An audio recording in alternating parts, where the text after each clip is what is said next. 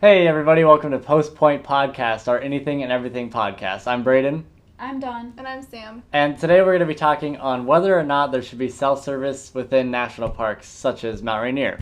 So, Dawn, we'll let you start on this. We're both avid hikers. What is your thoughts on this? Yeah, absolutely not. I guess my first question to anyone who feels like they want to argue for self-service in the national parks especially would be, why are you going? Like, what is the purpose of you visiting a national park, say like Mount Rainier, which happens to be like, that's my backyard. I love her with every part of my being. And when I go to visit Mount Rainier or any other trail, it's to specifically get away from society. It's to get away from people. It's to be in nature and experiencing nature at its like purest form as much as I can.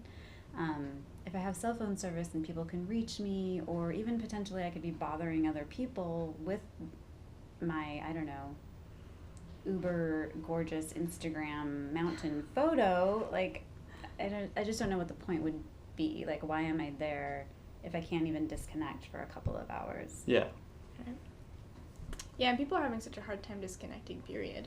So that's probably why this issue is coming up, is because so many people just feel like they need to have their phones with them. But I mean, like, there's also the safety case, where people are like, oh, I need to have my phone just in case I break a leg or something on the trail so I can call 911 and get help. Yeah. I'm a ranger, and I am more for self-service in parks because of the safety reasons. We had a guy last year that was up in the Tatoosh Range get hit by a rock. He was solo hiking. He wasn't trying to like climb all the peaks, but he got hit by the rock and knocked out, and then was found like 4 hours later like bleeding to death, and somebody managed to like carry him out and get ranger. But like that extra time to get them off the trail, either on your own or to go all the way back, go up to Paradise or down to Longmire, and then come back with a ranger, hike all the way in, and then carry them all the way out, is just a lot of time that you could change from just calling up Paradise or calling up Longmire. And I look at it just in the safety sense. I think that it is good to disconnect, and I like not having people messaging me all the time when I'm out hiking.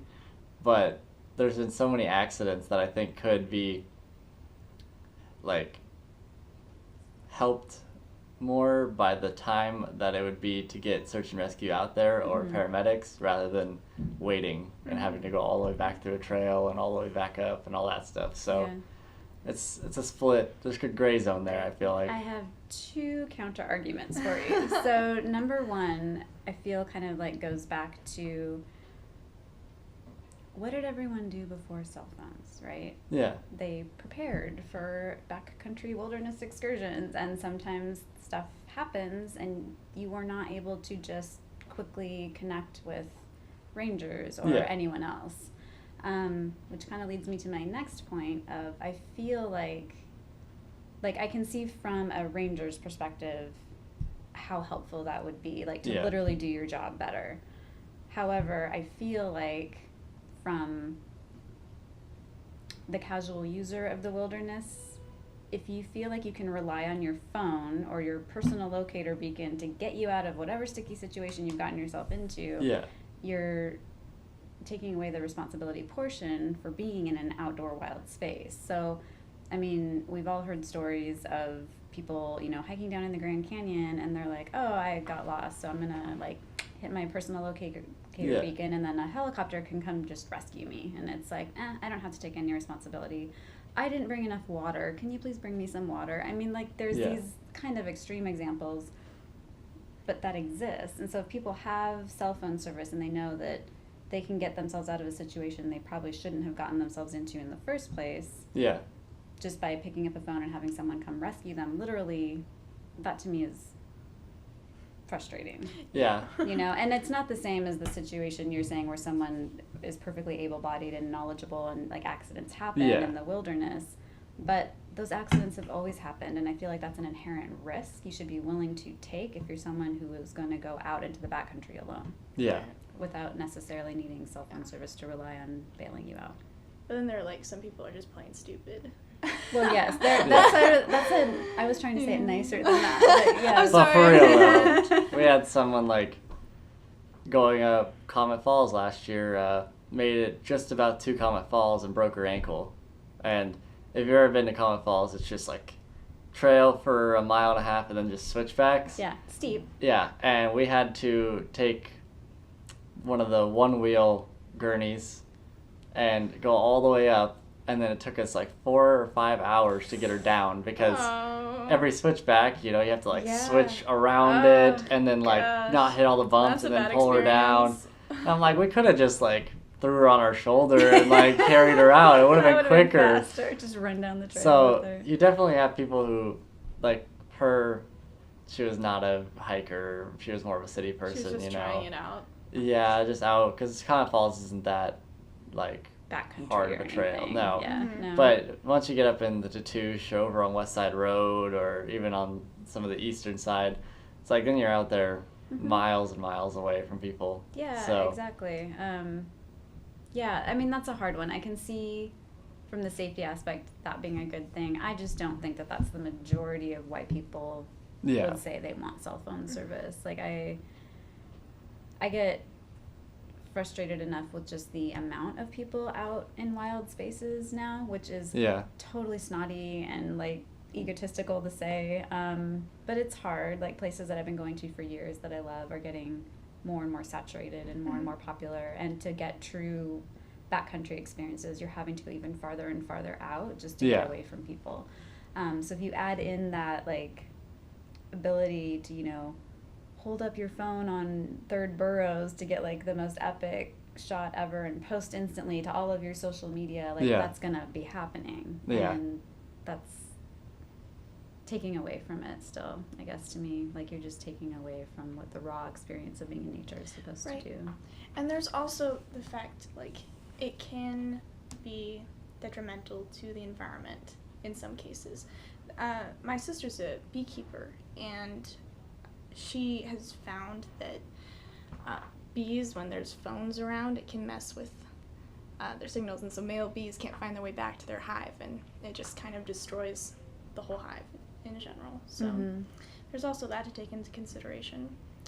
Like how we're affecting wildlife, right? Because we don't like to think about that when we're just doing our thing. We're always affecting wildlife. Right. No matter what we do. Braden's like, but I really want I know. I just don't like. I almost want to, not necessarily the whole park, but if we could get it just, for those who know Rainier, if we could get it just up to like Alta Vista at Paradise, like just a mile up, because all the stupid calls I have to make on the radio are within that mile of like tourists that are like, I don't know where my husband's at, and then he comes like 20 minutes later, and I'm like, he was just like 3 feet up the trail, like, and then we have to like, and we had tourists that were here from another country, and they came down. I was working a astronomy party, and I saw them like when I roamed trails earlier in the day, and then I came down, and then like 4 hours later, she's like, I don't know where my husband is. He hasn't came down. I was like, how long have you been up there? It's like, oh, well, we came down 2 hours ago. And I was like, how far could he have gone in 2 hours? Like, you literally didn't go that far. So then we had to send search and rescue out at midnight. At midnight. Oh, and our search and rescue team was not very happy about it, because we were all having a get together and stuff that night anyways. So like nobody wanted to go after all of that, and didn't find him that night. Searched for like 3 hours, and then he just walks out. The guy just walks out at like 5:30 in the morning in a t-shirt, and he was like, "Oh, I fell down this steep slope, and I didn't want to try to climb it at night, so I just spent the night up there." What about his wife though? Wow. Yeah, and he had a cell phone, so he used that as his flashlight. But that's the situation where, like, if he could have cell service, he could have just called his wife and been like, "Oh, hey, I'm fine. Like, you don't need to send search and rescue up here." But it's just the stupid situations like that. Also, how do you fall down a hill in that area? Like, there's paved trails and they're 8 feet wide. I don't know. I don't even know where he fell down. Like, we saw a flash of light a little bit at night when we were search and rescue stuff, but like we couldn't quite locate it. And then we went up there, we didn't see him or hear yelling or anything, and it's just those situations where I'm like, that would save so much time if you could just call somebody. That actually makes sense to me. Keeping it within a range that's within that. Where all the tourists go, yeah, you know, within the mile from the parking lot kind of Yeah. a thing. Where beyond that, it starts petering out. Yeah. I could probably get behind that for that reason, like because I know that rangers and Park Service employees, like the budgets are just getting smaller and smaller, and everyone's overtaxed. And so if you could like mitigate some of that by doing the self-service, like I could see that for sure. And I think we did at training last year for rangers, we did like questions, and one of the questions was, do you want self-service in the park? And it was those 3 options, yes, no, and then like partially. And they like kind of defined what partially was, and I defined it in that way of like, what if you could go within like a mile of the parking lot or 1,000 feet of the parking lot, like just enough that tourists could get their trails in, and then like they'd still have self-service for majority of the trail, and then they could be back. So and then hopefully the people who are more knowledgeable and that are like branching farther out, they're lose their self-service. all out in the woods. So I would be down for that for sure, and I think that they actually voted that in already, but it was only going to be for like Verizon, like they're going to have just service around the parking lot Paradise area for like Verizon and I think maybe T-Mobile, but they haven't gotten every provider up there yet. So I don't know when that'll fully go into effect, but they started it. So does that mean like and this is so showing my technological ignorance, but does that mean like cell towers and stuff are going to be built? It was going to be just a mini tower. Like it wouldn't even be, it might be a 5-foot tall tower on top of the JVC. Okay, so just not enough intrusive to give anywhere. No. Yeah. Because for just a small area like that, you don't need very much signal. So because that would be another concern is like, wow, how much more can we ruin? You know. And being at that altitude, like the air is thinner, it travels easier, you know. So I think they were just putting a tiny little antenna almost, not even like a tower. So. And is this something that all national parks are now considering? Do you know? I'm not sure. I've heard a couple are in the, like, I don't remember which ones, but there was like a debate between like 3 and 4 of them that were also thinking about this, but I don't know to what scale, if they were going to just like everywhere or like just like this in parking lot kind of things. I'm sure eventually it's going to go everywhere. It will. I mean, it's pretty hard not to keep the expansion from happening. Like. Especially when national parks, like especially monuments and stuff, they do bring in so much revenue dollars. Yeah. So if you can keep the people happy who are coming and spending the money, like I can see that being a powerful argument for being $35 or $30 a car to get in, like you might be able to convince city people, oh, there's cell service now, I'll go out, like you know, and then you go make a couple $100,000 more a year. They probably would make a lot more, which parks need. So they do.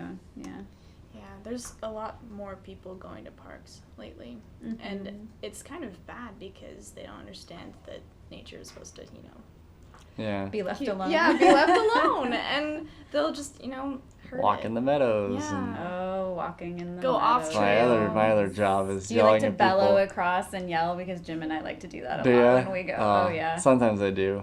And then I have people like grab.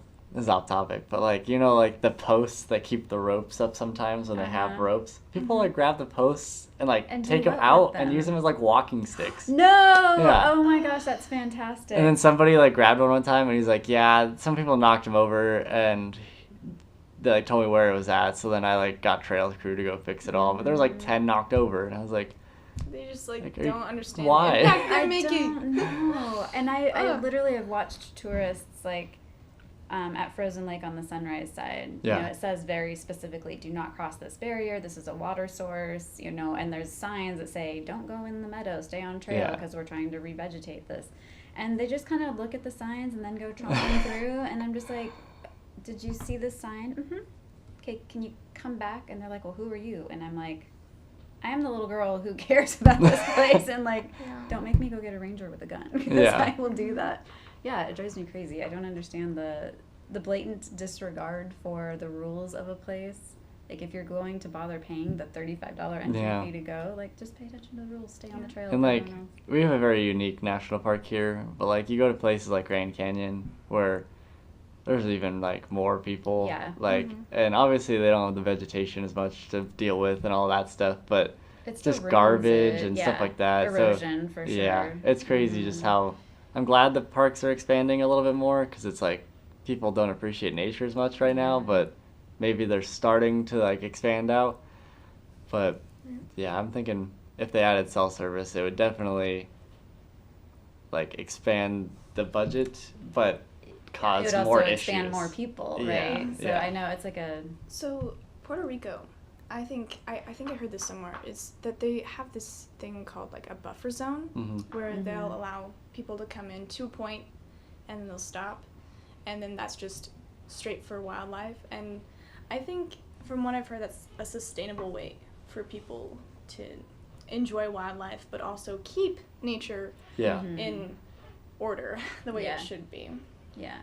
And so, I do think, like, at least at Mount Rainier, I can't really speak a whole lot to other national parks, but they do their best to minimize impact as far as trying to keep all the tourists congregated kind of just in the main meadows, both at Sunrise and Paradise. Yeah. There's tons of paved trails, so it's accessible for everyone. And then the farther, in that you go, trails become steeper, they become harder, they become not paved. So people just don't. And you're still expected to stay on trail. There are places called cross-country zones, but you have to get a permit to go there. And so they are trying to manage it in a sustainable way. But I just don't know, at some point that management breaks down just with so many people. Yeah.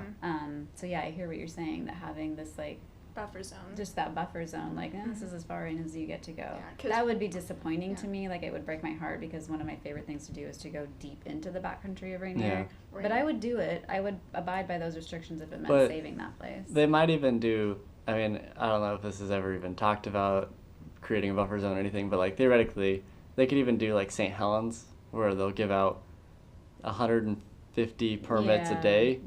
To go, let's say, into the deep backcountry. So, like, your general tourists are allowed to a certain point, and then your avid hikers can still put in to get a permit every day, and then those 150 can go out. Yeah. That's which would really still good way to go about it. Allow everybody to get out that really wanted to.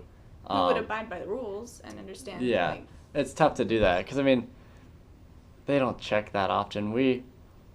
Like, even St. Helens, when I summited that, like, I think we saw 2 people the whole time that maybe they didn't even check us. They just said hi, but they had like St. Helens park vests on, and I was like, okay, like you might check, but they're so overworked. Yeah, there's way too many people to be keeping track of for the amount of rangers that are employed. It's just the way it is. I think my guess, the couple of rangers that I've talked to when I run into them in the backcountry, they're really looking for like the flagrant abuses of the trail systems, I think same thing when we summited Adams.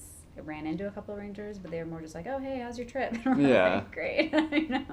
There was no checking to make sure that you were prepared or had any idea what you were doing or anything like that, because they can't do that. It's kind of sad.